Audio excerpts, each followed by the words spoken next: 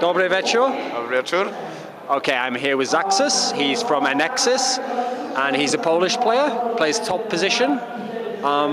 For a lot of people, I'm pretty sure people outside of Europe only heard of you with these past few European events, the IEMs rather. And so beforehand, I even heard some of the commentators like being quite vague, like, oh, they played in some middle teams, but you could tell I don't think some of them even really knew which teams you've been in. But since this is actually an interview for Acer eSport, we know that you used to be in Team Acer a while back. So can you give us kind of, for the first half of 2012, like, how were you competing? Like, was it only online tournaments? At the time, I played in Team Acer. That was, to be honest, my first professional team. The first time I signed a contract and all that stuff. I never took part really in eSports scene. That was my first opportunity to do so. When we formed as ex-timeout, and we managed to get a contract with Acer for few weeks. For first few weeks, we did really well playing together. But after some time, unfortunately, there were some problems, and we couldn't get well. So we broke up.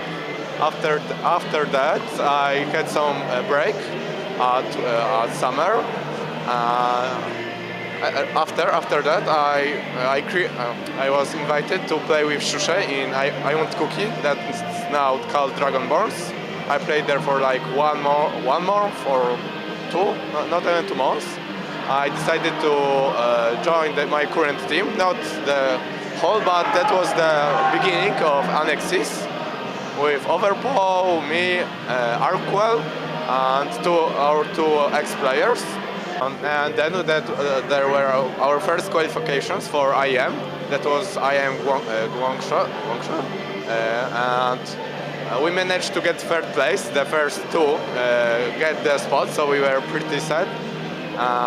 But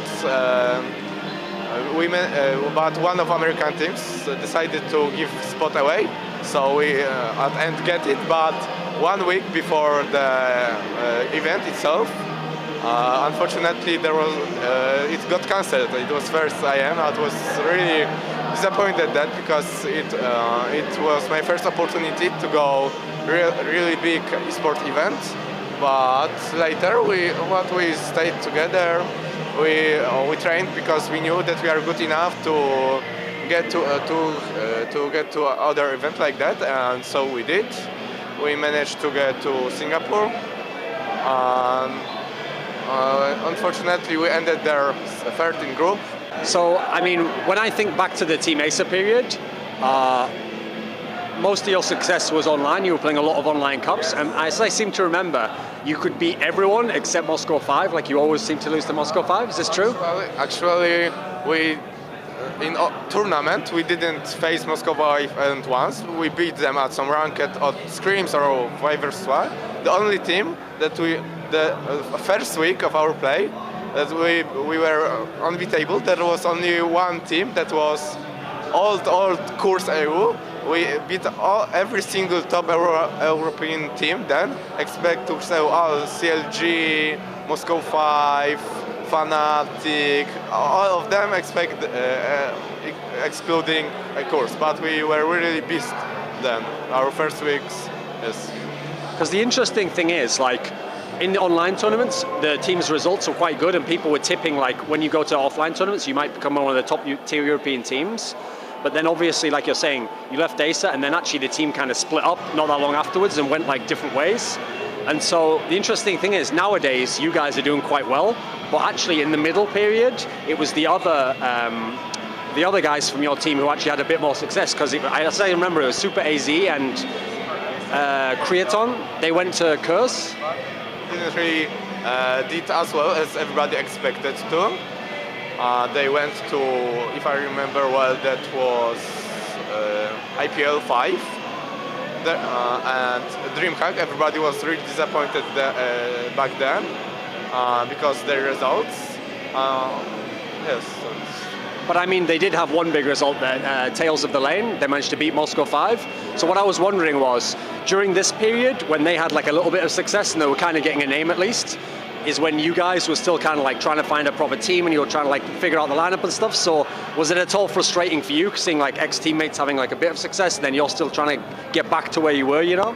No, not. I was, to be honest, happy for them because they managed to achieve something, and I have better motivation to it myself, and I ended here. So this first IEM you qualified for in Singapore, so you fly all the way to Singapore. It's like new experience. Was it very different to play in Asia than to just play tournaments in Europe? Not really, because if you go into game, that's nothing else matters. You just you see only the game. You don't see audience. You just focus on the game. So I didn't really feel somehow playing different than I usually do.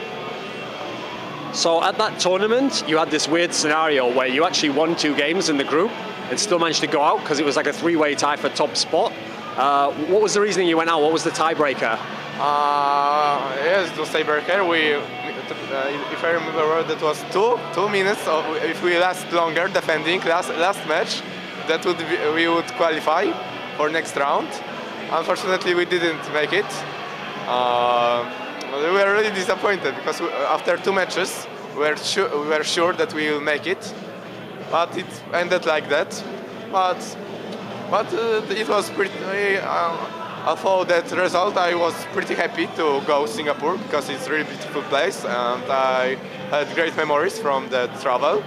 So I don't take it as time wasted or anything like that. Since like only a couple of months later, you had this lovely result in the Sao Paulo event. Does that mean back at the Singapore event? I mean, you were so close to getting in the playoffs. The actual field there wasn't like super strong, wasn't a lot of big names. So do you think like you were already as good as you are now back then? Like were you of a similar level? You just didn't get to show it because you didn't get into the playoffs? So I think we improved a lot since Singapore because we were then really mediocre. We had problems with better teams. Right now, I think after some training, we can manage to beat almost everyone. And about Singapore, about Brazil, as we are trying to play as stable, you know, to achieve the results like that every time. So in the Brazilian event now, let's discuss that. So in the group stage, you lost against Incredible Miracle, and they ended up being the team you played in the final, and that's who beat you there. So you managed to play 3 whole maps against these guys. What was your impression of them as a team? Because they're not like the #1 team in Korea, but they're considered quite good, I think. We weren't prepared at all for them because we get to know that we are going at all to Brazil like 4 days before event itself, and it was 1 day or 2 days after the LCS European qualifier that we played as well. So we had no time at all to check their play style or anything like that. So we were pretty amazed the way they played. At start, they really they played early game perfectly, and they snowballed later. That we weren't prepared to fight with them at all. I think right now, after some time, we would probably have much better chances to win against them. So in those matches, you were playing against their top lane guy, this guy called LiLac. What did you think of him? How did he compare to like the top European top players you played?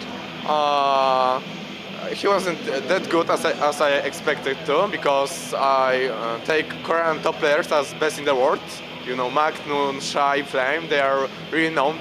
I think that their most known players from Korea are from top. But I heard about LiLac, but he's really changing his lane really very few times. He played support in IEM, he played top at Brazil, and right now at that event he played jungle. And I don't think so. It's really good for a player to change his role so quickly.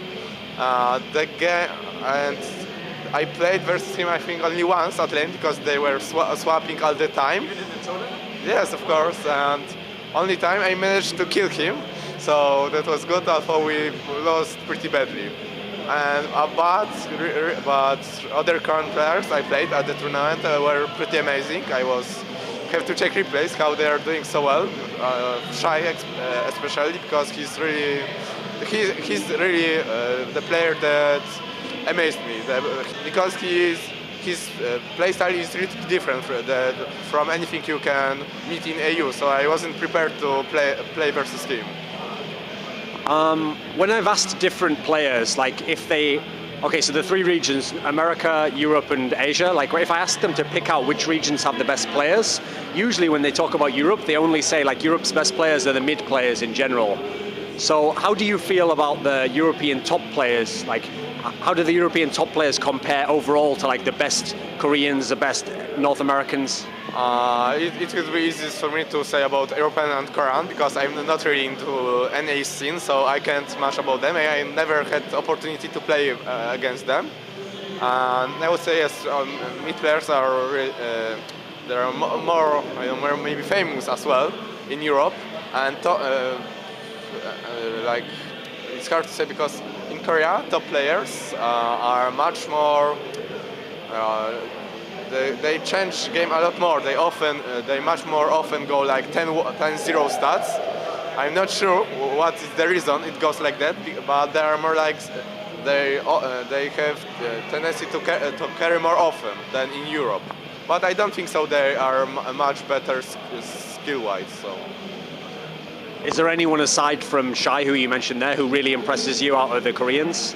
I played versus Ripard, but to be honest, I played pretty much 2 versus 1 lane because their jungler camped me really hard at low game, and he didn't get anything of that. I expect him to be to do a little better, but he played a little different too than the Korean players do. But he wasn't. Maybe that wasn't his best match, or I played just OP Rumble, so he couldn't do much. But yes, that would be Ripard, Shai, and Flame that is doing pretty good as well. Are you a guy where when you're playing top, you like to be kind of left alone and try and play 1v1 if you can and outskill the other guy, or do you like to kind of do 2v1s and set up traps and stuff? What's like your favorite style, do you think? I don't like the current meta on top because it's event pots and just farm fast. I much more prefer the season 2, where you had just boots, 3 pots, and one mistake could make you out of the game. And I didn't like the jungle pressure then, because that was one gank, and only that you could do that was just try to farm as much as possible, and you couldn't come back. Right now, in my opinion, junglers should gank top only at start of the game, because it will only give effect. So I prefer 1-to-1, yes, because I can play aggressively. I hate I have in that mind, if I want to play aggressively and I don't have enough wards, I just can't do it. Because there's too much risk, and I hate that feeling, that I can't go for a kill, just have to farm passively, or I'm just not unable to do what I want because of jungle pressure. If the opponent plays you only 1v1 in the top lane, can you kill almost anyone? Is there anyone as good as you? Are there a couple players better than you? Where do you rank yourself as a 1v1 player? Kubon from MYM is pretty good. There aren't many other Polish players. There used to be but but he changed his lane, so there aren't. I think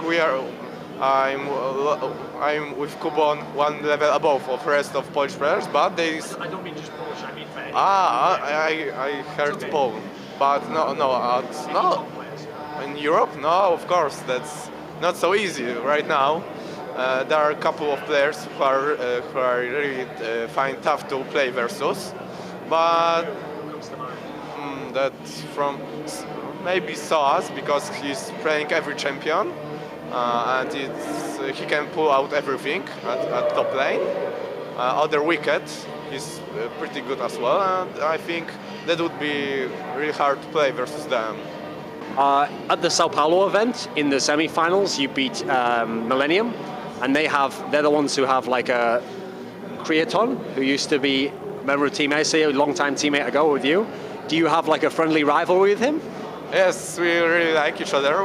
We have Millenium. We really spent almost whole event together. So it was extra motivation for us to beat him and show that we are pretty much underdogs in that competition. because everybody bet on Millenium. Yes, we have a good we have a good rivalry between us. When you play against Millenium, you personally, how do you feel you match up against Angush? Is it a good matchup for you? Yes. I mean, versus Millenium, we swapped. I didn't have opportunity to play from first minutes versus Angush. He ended pretty badly, if I remember well. He was playing Malphite, and in 30 minutes game, he had one item, which was Iron Solari, which is really cheap. He went 0-7-2. Yes, I enjoy playing versus him because I don't. Although in solo queue, sometimes he really surprised me and can pull out some awesome plays and beat me at top. But there are other players that I'm more afraid of. Since before League of Legends came along, the games I was into was like Counter-Strike, Quake. And in these games, countries like Sweden, these are like powerhouse countries. They've got so many good teams and so many good players. But when we look in League of Legends, there's no all-Swedish team, for example, that's really good. There's only like one or two really good Swedish players. Why do you think it is that Poland actually has like almost 2 full teams worth of top players in Europe at the moment? Is there something about Poland as a country? I have no idea, to be honest. There are tens of Polish players in top solo queue.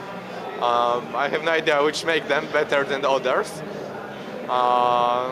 So it's hard to answer that question because I have no idea what makes I mean, we have 2 strong teams that aren't the best, but they are doing pretty good. And there aren't many other from one country-based teams, so it's pretty strange. But the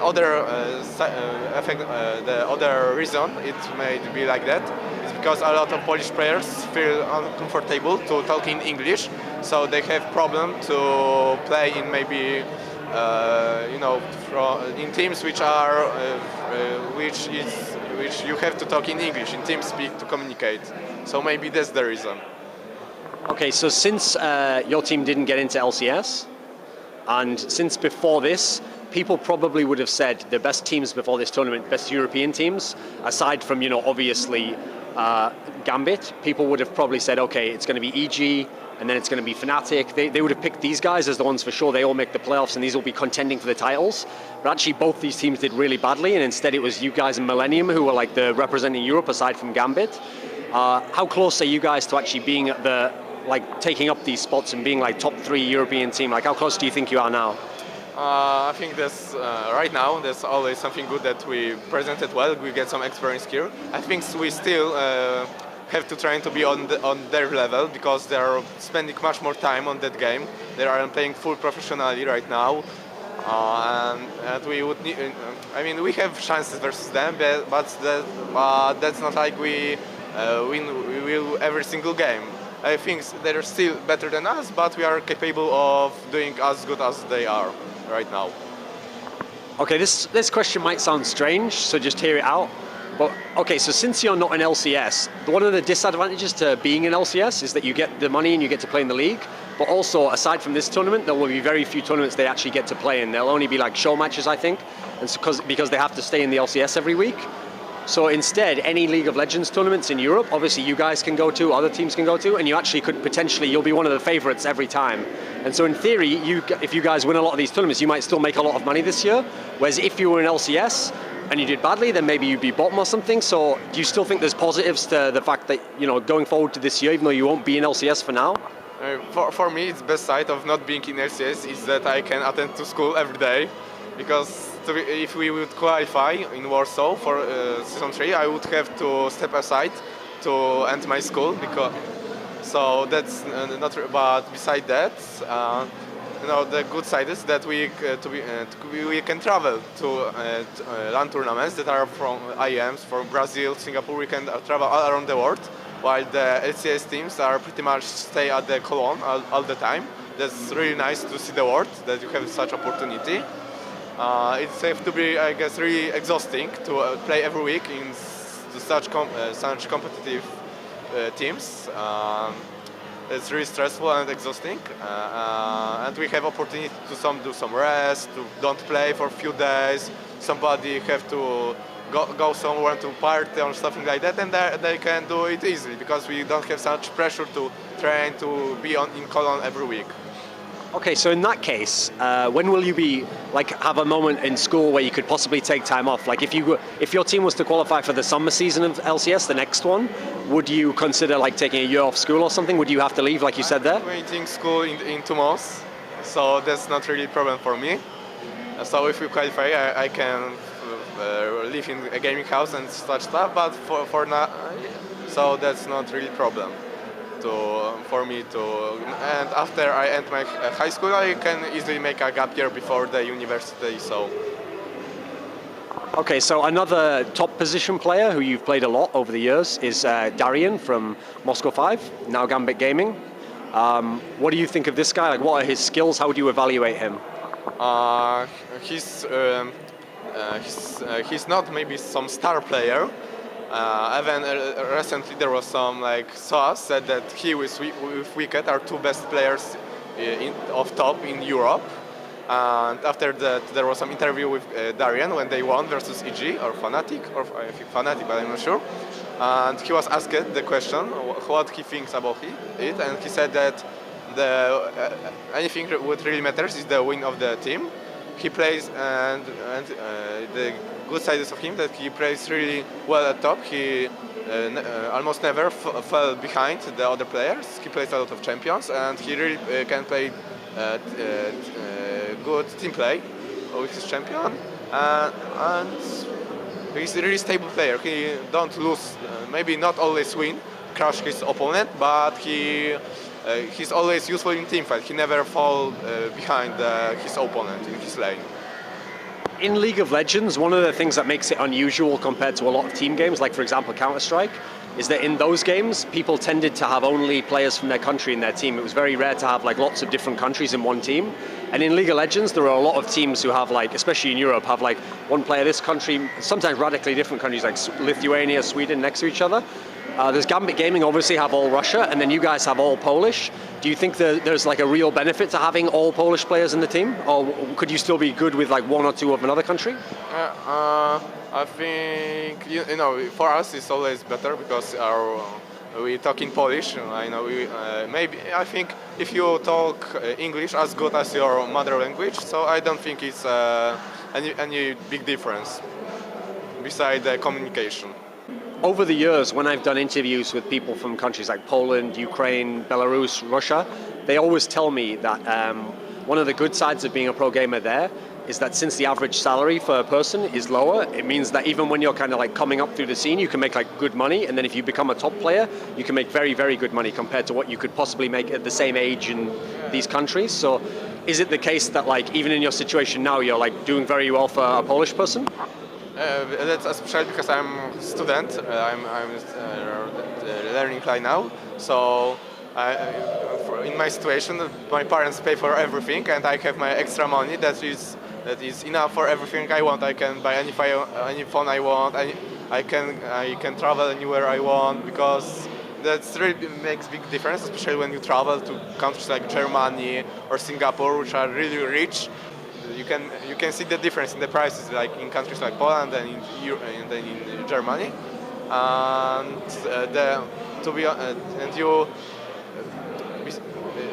the team that is earning same money in Germany than in us, I can't express myself. Sorry. You mean the team who makes as much money? Okay, when they win money, it's not worth as much in Germany. Yes, exactly. They can't afford the things that we can. Although they have the same win, they earn as much money as we do. That's not the same thing in these 2 countries. Okay, a lot of people, especially people who don't follow the European scene very well, they only know the biggest names. So they know Gambit, they know the old CLG team, etc. But they don't know too many teams. I'll bet before these last 2 IEM events, a lot of Americans didn't know about your team. So can you pick out a player, a top player, for example, because I guess you practice against them, who you think this guy's underrated and maybe he's a rising star, and so people should keep their eye out for him in future? That was really tough question. It was Bjergsen some time ago. He was really not known player. He was solo queue player. Sorry, what? What team? He's playing right now in Wolves in LCS. The Wolves was before he joined them. They were the medicore team, you know, like many of others. And after he started playing there, he showed really his skill, right? His skill. And right now I can't think of other player like him, because I don't have time really for much play for solo queue. And I meet him there many times. And I thought that for sure he soon will make for some good team, and he is able to play in competitive. But right now I can't think of any player like that. You were voted the MVP of the Sao Paulo event. Which game of the whole tournament would you pick out as like, this was my best game, this is when I was like on fire, everything was going right? I would say all of games in group. That was the time that Olaf was pretty OP. What more, the Warmok was OP as well. But the fact I would pick that game, because that was, I played 2 versus 1 lane at bot, we swapped. And I managed to get the most gold in the game, beside being the 2 versus 1 lane. And I made like 7-0 and something like that, and I was like unstoppable right back then. If I ask you to predict the future, okay, just imagine what you think would happen. In 1 year from now, like, what will your career look like? Will you be like the best top player in all of Europe? Will your team be like a top LCS team? What do you think will happen in 1 year from now?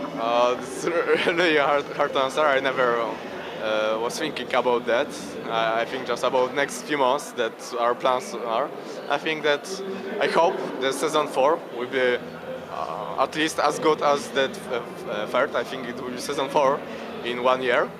I hope it will be as good as that one, or even better. I hope for that. I really want to take part in it. So I see myself in 1 year playing with my teammates right now in LCS in season 4, trying to get to the season 4 championship, the best place we can. Okay, for this question, you can't name any of your teammates, just so you can't do this. Who, of all the European players, who would you pick as the best for each position? And none of your teammates though, just so you can't say them all. For top, I think it would be SOAS. I'm not sure about, because there are not really such big difference. There are not like star player that he's outplaying his opponent every time. For mid player, I think Frogen he's not overrated at all. He really can pull out some amazing stuff. For jungle, that would be definitely Diamond Prox, because he's the only one who, even when now it's meta of ward on every lane from first minute, he's able to pull out many ganks, and he's making the new jungle meta with his Volibear on Nasus picks. He's making the new picks somehow viable in his eSports scene. For bottom lane, the best, I didn't saw Reckless in a long time, because he was really good carrying Fnatic Creaton from Millenium. He's amazing player as well. Support players, maybe that would be, I think, the Edward is beast right now. And I mentioned Aldros, yes. Okay. If you could, imaginary question this obviously, if you could steal one skill from another top player, anyone in the world, which would it be? Like, which would you add to your game? Definitely it would be something from Korean players, Shy or Ripper, because they are, I think, level above European top players. I don't know. That's a hard question, because I don't know why they are making them so good. I would like to know what makes them play so well. And that would be that one skill. Okay, do you have any final words? Anyone you want to thank or say hello to, this sort of thing? I think I want to thank all sponsors who make us able to get here, who sent us to Brazil and Singapore.